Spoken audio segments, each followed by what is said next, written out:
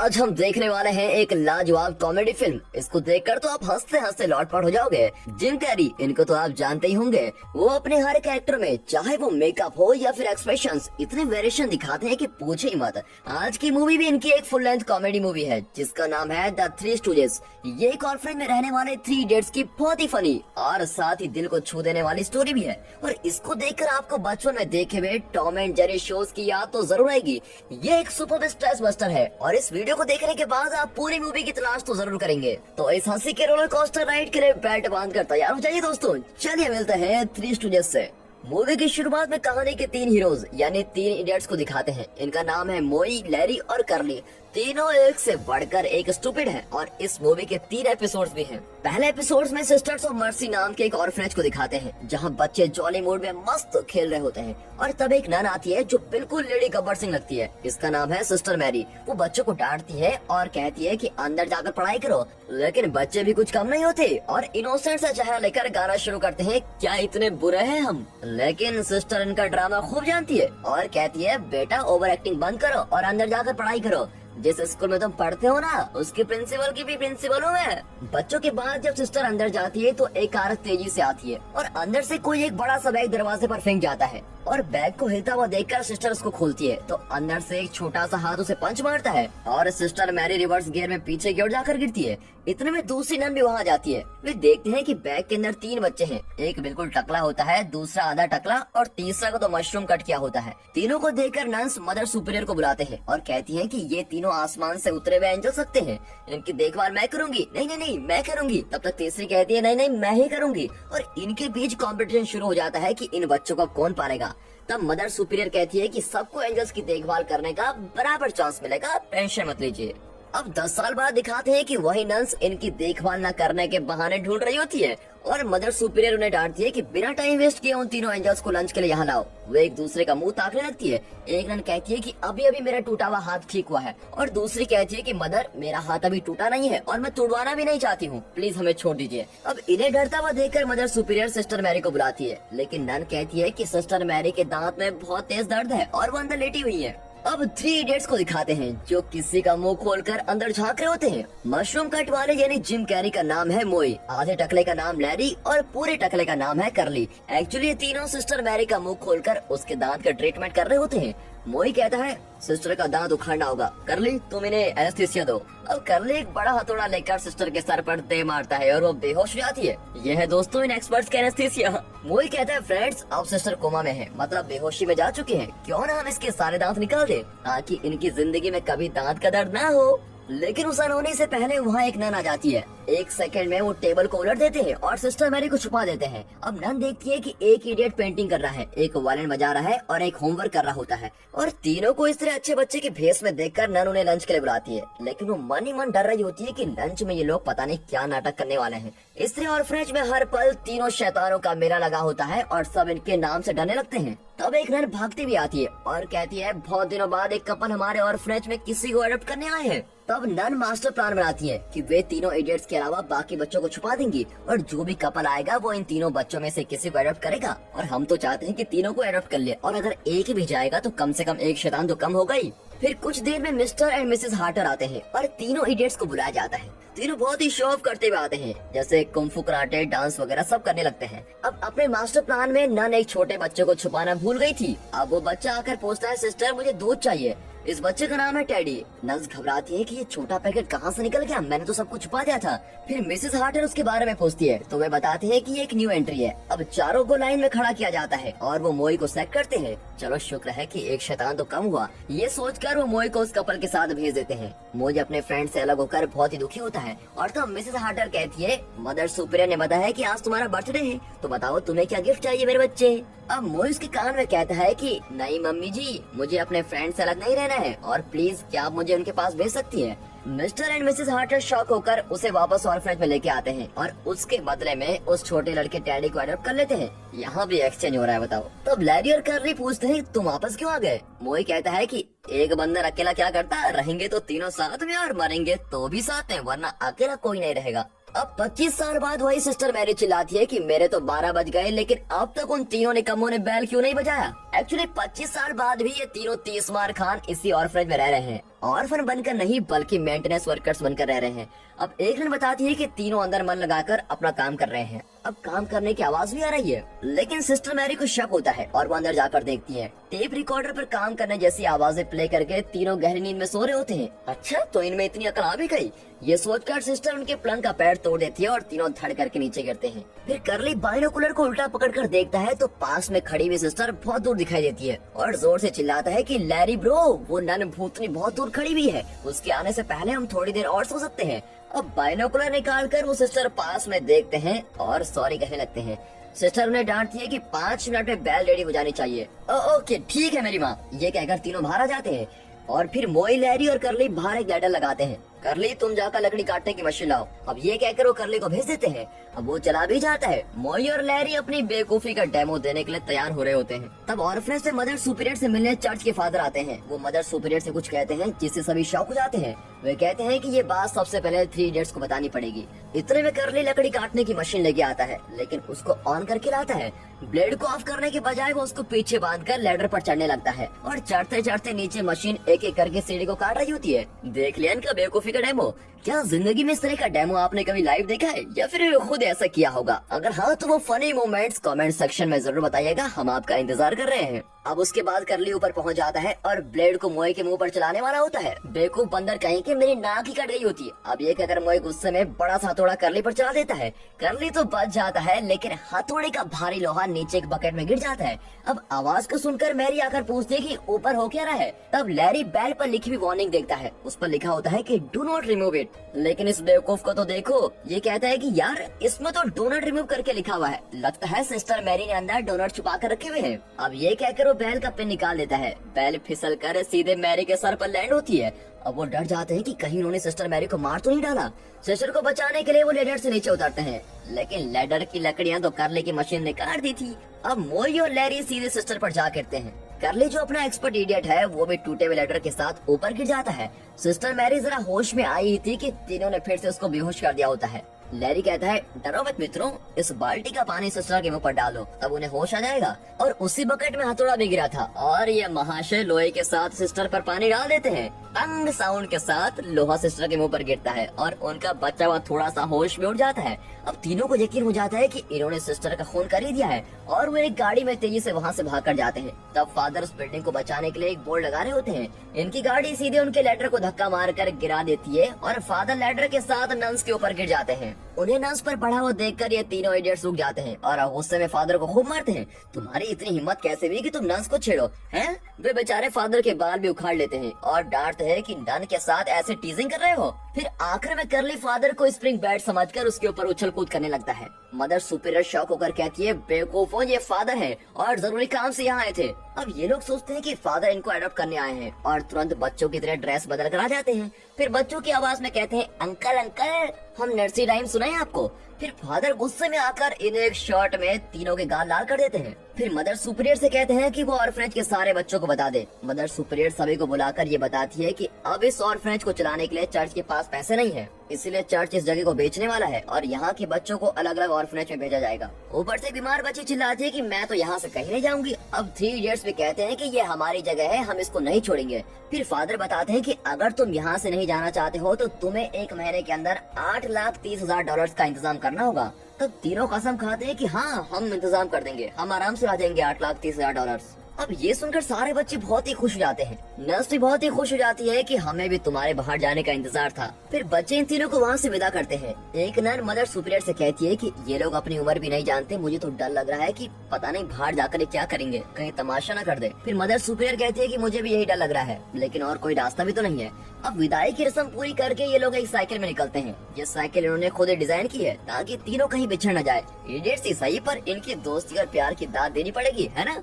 मोई के हाथ में एक हुक होता है, पीछे एक ट्रक आ रहा होता है। मोई करली से पूछता है क्या उसने रस्सी ठीक से बांध दी? हाँ मोई, सब ठीक से बांध दिया है। अब मोई तेजी से आगे जाते हुए ट्रक पर अपना हुक फंसा देता है। फिर पूछता है तुमने रस्सी फ्रंट व्हील से बांधी है ना? अब करली टेंशन होकर कहता है फ्रंट ही क्यों, बैक व्हील ने कोई पाप किया है क्या? मैंने तो बैक व्हील पे बांधी है। अब मोई चिल्लाता है कि ओ गई भैंस पानी में करली। फिर क्या, तीनों करली के साथ गिर जाते हैं और ट्रक उनको घसीटता हुआ चला जाता है। और इसी के साथ दोस्तों यहाँ पर पहला एपिसोड खत्म होता है। अब आता है second episode the banana split. City में लिडिया और मैक नाम की जोड़ी को दिखाते हैं। लिडिया की शादी हो चुकी है लेकिन मैक के साथ उसका अफेयर है। लिडिया का पति बहुत ही अमीर है और ये दोनों प्लान करते हैं कि लिडिया के पति को मारकर ये दोनों उसके पैसों से जिंदगी भर मजे लूटेंगे। तब बाहर कोई बाजा बजा रहा होता है। ये लोग बाहर आकर देखते हैं तो सड़क पर 3 इडियट्स बोर्ड लगाकर ढिढोरा पीट रहे होते हैं कि हम कोई भी काम करने को तैयार हैं, बदले में हमें सिर्फ $8,30,000 चाहिए। इन एक्सपर्ट्स ने बोर्ड पर वर्क की स्पेलिंग भी गलत लिखी होती है और आते जाते लोग इनका बहुत ही तमाशा बना रहे होते हैं। तो लिडिया डिसाइड करती है कि हमारे प्लान के लिए ये तीनों स्टूपिड्स बहुत ही बेहतरीन रहेंगे। इन 3 इडियट्स में तिनके जितना समझदार है मोई। वो कहता है कि हमें सिटी में कदम रखते हुए 3 दिन हो गए हैं और अब सिर्फ 27 दिन ही बचे हैं।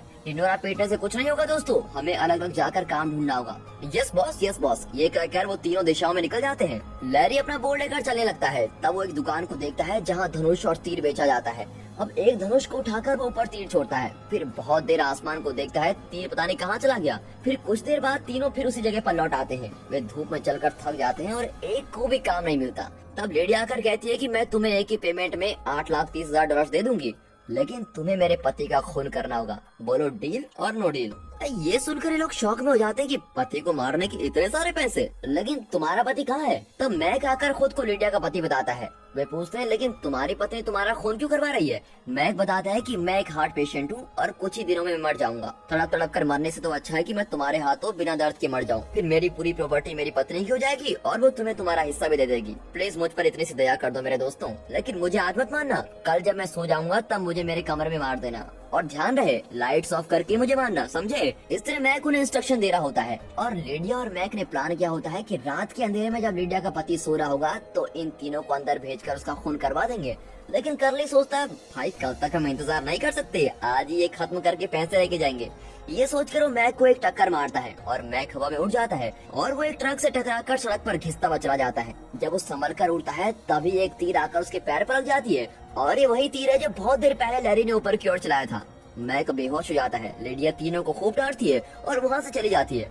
ये लोग काम के पैसे मांगकर उसको चेस करने लगते हैं। लिडिया अपने अमीर पति के घर पहुंचती है तो ये तीनों उसकी कार को पकड़कर घर तक आगे होते हैं। उनका नौकर बताता है कि मैडम आपके हस्बैंड ने अभी फोन करके बताया है कि उनके बेस्ट फ्रेंड मैक का एक्सीडेंट हो गया है, लेकिन वो बच गए और हॉस्पिटल में है। और तभी 3 इडियट्स पैसे दो करके रट लगा रहे होते हैं। लेकिन लिडिया गुस्से में तीनों को एक चांटा मारकर कहती है बेवकूफा, मेरा पति मरा नहीं है। अब ये कहकर वो चली जाती है और फिर ये लोग डिस्कस करते हैं कि इस औरत से पैसे कैसे वसूल करें। तो मोई कहता है कि हमें तुरंत हॉस्पिटल जाना होगा, वहाँ हमें फिल्मी स्टाइल में इसके पति के मुंह पर तकिया दबाकर उसका खून करना होगा। और अपने प्लान के मुताबिक वे हॉस्पिटल पहुँच जाते हैं। वहाँ रिसेप्शनिस्ट इन्हें अंदर अलाउ नहीं करती क्योंकि विजिटिंग टाइम खत्म हो चुका है। तब मोई एक डॉक्टर और 2 नर्सेस को एक रूम में जाते हुए देखता है। फिर वो लैरी और करली को भी वहाँ लेकर जाता है और कहता है सो लेट्स फॉलो मी। अब तीनों उस कमरे में जाते हैं और फिर पंच करने की आवाजें आती है। समझ गए होंगे आप। डॉक्टर और नर्सेस को कमरे में घाल करके ये तीनों उनके ड्रेसेस पहन लेते हैं। देखिए कितने शान से तीनों चल रहे हैं। सबसे ज्यादा फनी तो करली लग रहा है जो गाउन पहने हुए गोरिल्ला लग रहा है। अब पूरे हॉस्पिटल में ये लोग खलबली मचा रहे होते हैं। इतने में एक नर्स उनको बुलाकर कहती है कि ये देखिए इस बच्चे को पता नहीं क्या हो गया है, डॉक्टर आप जरा कर इनको देखिए। और पता चलता है कि ये एक न्यूबॉर्न बेबी का वार्ड है। अब न जाने इन बच्चों का क्या हल करेंगे ये लोग। बच्चों को उठाते हैं और उनसे सुसु करवाकर गेम खेल रहे होते हैं। सारे बच्चे इन्हें अजीब प्राणियों की तरह देख रहे होते हैं। अब आएगा द बेस्ट सीन। ये देखिए मोई ने अपनी विग इस बच्चे को पहना रखी है और इनका फुल फन चल रहा होता है कि अचानक नर्स आ जाती है और इन पर चिल्लाती है कि क्या कर रहे हो, और ये लोग नर्स पर बच्चों की नैपकिन्स का ढेर फेंक कर वहाँ से भाग जाते हैं। फिर जल्दी से ड्रेस चेंज करके हर रूम को चेक करते हैं। एक रूम में मैक होता है जो पूरी तरह बैंडेज में पार्सल की तरह लेटा हुआ है। लैरी कल्ली जल्दी से इसका खून करके उस औरत से पैसे लेने हैं। फिर तुरंत हमें और फ्रेंड भी पहुँचना है। अब ये कहकर मोई मुड़कर देखता है तो लैरी और कल्ली टीवी देख रहे होते हैं। खून करने आए थे और टीवी पर जू प्रोग्राम देख रहे हैं। वाह क्या बात है। इतने में मैक इनको देख लेता है और डर के मारे कछुए की तरह बैंडेज के अंदर चला जाता है। फिर ये लोग उसको छुपते हुए भी देख लेते हैं। कोई टेंशन नहीं है लैरी, तुम जल्दी से अपना वेपन निकालो। अब इनका वेपन होता है दिवाली का बड़ा सा बम। मोई उसको जलाकर बैंडेज के अंदर डाल देता है। फिर क्या, वो अंदर फटता है और मैक का मुंह जलकर बाहर निकलता है। बेचारा दर्द और जलन के मारे वो बचाव बचाव करके चिल्लाता है। तब रिसेप्शनिस्ट सिक्योरिटी को ले आती है। अब उनसे बचकर तीनों यहाँ वहाँ भागने लगते हैं और आखिर में लॉन्ड्री रूम में छुप जाते हैं। अब अंदर आते हुए सिक्योरिटी को मोई ब्लॉक करता है और वो स्ट्रेचर के साथ जाकर दीवार से टकरा जाता है और उसको बेहोश देखकर तीनों डर जाते हैं। मोई कहता है कि इस सिक्योरिटी को किसी तरह बचाना होगा। करली वहाँ रखे 2 आयरन बॉक्स को लाकर मोई को देता है। मैंने शिवाजी द बॉस फिल्म में देखा था कि हीरो को इसका शॉक देकर बचाते हैं। मोई कहता है वाह करली, तुम तो बड़े होशियार निकले, डबिंग फिल्म में कब से देखने लगे। अब ये कहकर वो दोनों आयरन बॉक्सेस को शॉक देने की मशीन समझकर सिक्योरिटी की छाती पर रख देता है। बेचारा सिक्योरिटी जलन के मारे चिल्लाने लगता है। तीनों वहाँ से भागकर टेरेस पर पहुँच जाते हैं। फिर टेरेस से छलांग मारकर नीचे सड़क पर एक आदमी के ऊपर लैंड करते हैं और वो इनको देखकर कहता है, अरे मोई, लैरी और कर्ली, बचपन में तुम जैसे थे अभी वैसे हो यार। और ये लोग सोचने पड़ जाते हैं कि ये है कौन। तब वो बताता है कि अरे मेरे सीनियर्स, मैं हूँ टेडी, जिसे उस कपल ने मोई के बदले अडॉप्ट कर लिया था। अरे वाह छोटे पैकेट, तुम तो बहुत बड़े हो गए हो। हाँ ब्रो, मेरी शादी भी हो गई है और हाल ही में मेरी मॉम भी चल बसी। चलो आप तीनों मेरे घर चलो। तब ये बताते हैं कि ऑर्फनेज वाली जगह बिकने वाली है और उसे बचाने के लिए $8,30,000 की जरूरत है। डैडी कहता है कि उसके लिए ये बड़ी रकम नहीं है और वो उनकी मदद कर लेगा। पर इसकी बात से मोए के ईगो को ठेस लगती है और वो कहता है कि नहीं, हम खुद ही पैसे जुटा लेंगे। डैडी उनकी फोटो लेना चाहता है और वे अलग ही किस्म का फनी पोज देते हैं। अब फोटो क्लिक करने के बाद डैडी चला जाता है। तब लैरी और कर्ली मोई से कहता है कि अगर वो पैसे देना चाहता है तो इसमें गलत क्या है, हम ले लेते हैं ना। मोई कहता है कि वो हमसे कितना छोटा है यार, और मैं उससे पैसे कैसे ले सकता हूँ, मैं कभी भी नहीं लूंगा। ऊपर से वो बचपन से मुझे अच्छा नहीं लगता है। तुम दोनों हिम्मत मत हारो यार, हम पैसे कर लेंगे, कहीं ना कहीं से तो कर ही लेंगे। अब ये कहकर वो पॉकेट से कुछ पैसे निकालता है। ये $30 ऑर्फनेज के सिस्टर्स ने हमको दिए थे, हम क्यों ना एक काम करें, इन्हें खेती में इन्वेस्ट करते हैं और खूब सारे पैसे कमाएंगे। चलो दोस्तों। और ये कहकर वो खेती को बदनाम करने के लिए निकल पड़ते हैं। डैडी की फोटो को देखकर अपने बचपन की यादों में खो जाता है। अब मूवी का सबसे बड़ा सस्पेंस खुलता है और लिडिया वहाँ आती है।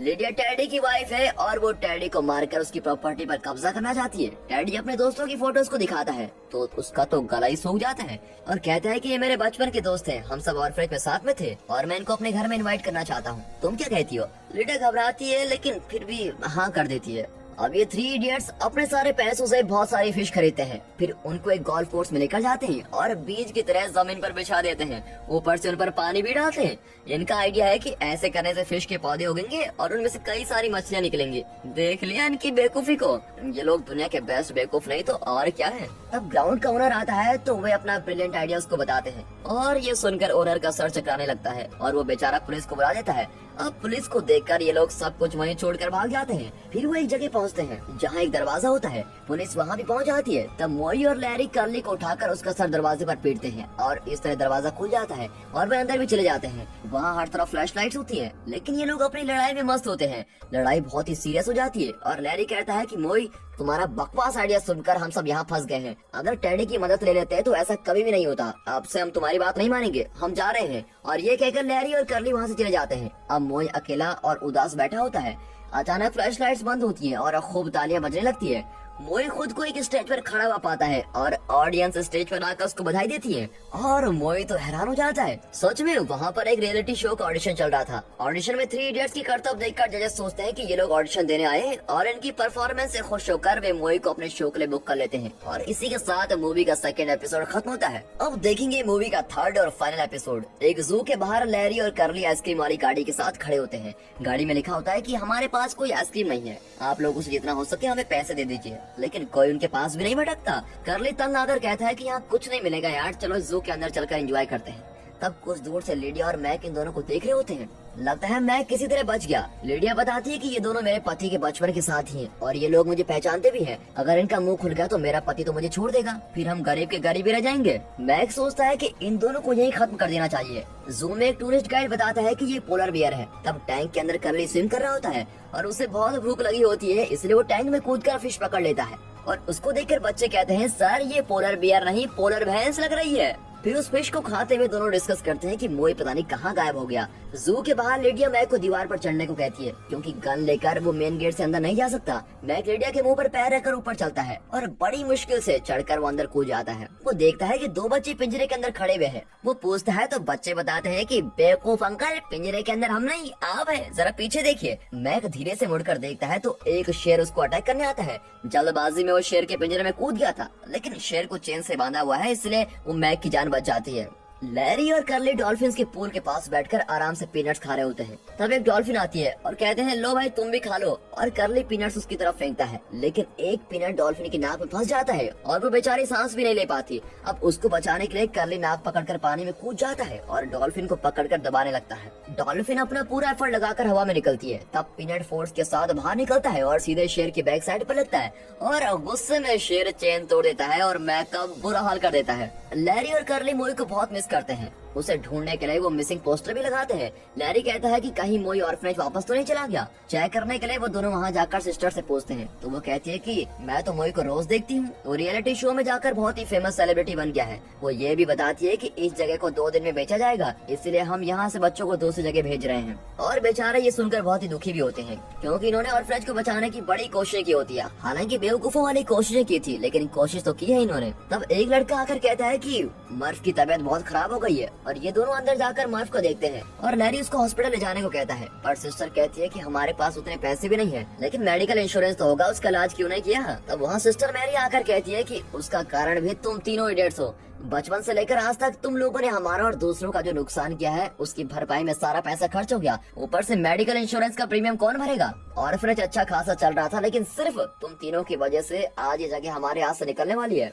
तुम्हारी गलतियों की वजह से बाकी बच्चे अपना घर खोने वाले हैं। और इस तरह से सिस्टर उन्हें बहुत ही बुरा भला कहती है। अब दोनों रियलाइज करते हैं कि इनकी वजह से सबको बहुत ही दुख झेलना पड़ा है। बेचारे मुंह लटकाकर वहाँ से चले जाते हैं और दोबारा सिटी में आ जाते हैं। और यहाँ उनके दिन बहुत ही गरीबी में गुजरते हैं। हर रात को गार्बेज के ड्रम में सोते हैं। दुख भरी इस जिंदगी के बीच एक दिन में देखते हैं कि टीवी पर मोई का एक शो चल रहा है। तब जाकर इन्हें यकीन होता है कि मोई सच में सेलिब्रिटी बन गया है। और खुश होकर वो रियलिटी शो के स्टूडियो में चले जाते हैं। वहाँ का एमडी ने देखता है और पहचान लेता है, क्यों बॉयज तुम मर्सी और फ्रेंच के लड़के हो ना। तब इन्हें ख्याल आता है कि ये तो वही मिस्टर हार्टर हैं जो बचपन में मोई को अडॉप्ट करके ले गए थे, लेकिन बाद में उसके बदले टैडी को लेकर गए। मिस्टर हार्टर बताते हैं कि पहले हमने मोई को सिलेक्ट जरूर किया था, लेकिन कार में आते वक्त उसने तुम दोनों को भी साथ रहने के लिए कहा। वो तुम दोनों से कभी भी अलग नहीं रहना चाहता था, इसीलिए हमने उसे वापस करके टैडी को अडॉप्ट कर लिया। लैरी और कर्ली बहुत ही इमोशनल हो जाते हैं कि मोई को उन दोनों से इतना लगाव था। वहाँ वे मिस्टर हार्टर की फैमिली फोटो देखते हैं। एक्चुअली ये टैडी के डैड यानी मिस्टर हार्टर का ही स्टूडियो है। अब शॉकिंग बात यह है कि उस फोटो में टैडी के साथ लेडिया और मैक भी होते हैं। यही तो वो औरत है जो अपने हस्बैंड का खून करवाना चाहती थी, और यही इसका पति है। तब रिसेप्शनिस्ट बताता है कि वो लेडिया है और टैडी उसका पति है। मैक तो टैडी का दोस्त है। ये लोग शॉक हो जाते हैं कि लेडिया टैडी का खून करवाना चाहती है। वो टैडी को बचाने का फैसला करते हैं और तुरंत भागकर स्टूडियो के अंदर चले जाते हैं जहाँ शूटिंग चल रही होती है। उन्हें देखकर मोई भी दौड़ा चला आता है और उन्हें गले लगा लेता है। फिर वो उन्हें कस के चाटा मार के कहता है कि तुम दोनों मुझे अकेला छोड़कर कहाँ चले गए थे। तुम्हें पता है मुझे कितनी तकलीफें हुई, ऊपर से मैं यहाँ पूरी तरह से फंस गया हूँ। अब इस बात पर तीनों लड़ने लगते हैं। तब शूटिंग स्पॉट पर मोई के को स्टार्स और टेक्नीशियन चिल्लाने लगते हैं क्योंकि वहाँ एक चूहा घुस गया था। अब मोई कहता है कि उसे कुछ मत करो, वो मेरा डिनर है, और ये कहकर चूहे को अपने कोट में डालकर अंदर रख लेता है। तब शो का प्रोड्यूसर बहुत ही खुश होता है कि एक जोकर की जगह अब 3 जोकर मिल गए हैं। अब तो मेरे शो की टीआरपी आसमान छू जाएगी। लेकिन ये तीनों उसको इग्नोर करके चले जाते हैं। तब लैरी पूरी कहानी बताता है और कहता है टैडी की जान को खतरा है, हमें अपने बचपन के दोस्त को किसी भी हालत में बचाना होगा। और ये सुनकर मोई भी उनके साथ चला जाता है। आज टैडी और लिडिया की मैरिज एनिवर्सरी है और उसके घर में शानदार सेलिब्रेशन चल रहा होता है। लिडिया मैक से कहती है कि मैंने टैडी को ड्रग्स लेकर लिटा दिया है, थोड़ी देर में वो उठकर बालकनी में आएगा और नशे की वजह से खुद ही नीचे गिरकर मर जाएगा। ये बिल्कुल एक एक्सीडेंट लगेगा और किसी को शक भी नहीं होगा। अब इनकी बातों के बीच मिस्टर हार्टर आकर मैक से पूछते हैं कि तुम्हारे गाल पर क्या हुआ। वो कहता है कि मैंने एक नई बिल्ली खरीदी थी और उसने मेरे गाल पर पंजा मार दिया। इस तरह कुछ भी कहकर वो मिस्टर हार्टर को मैनेज कर रहा होता है। तब 2 बच्चे बैलून के लिए लड़ रहे होते हैं। लिडिया जाकर उनका बैलून ले लेती है और हाउसकीपर से कहती है कि इन बच्चों को कुछ बैलून दे दो।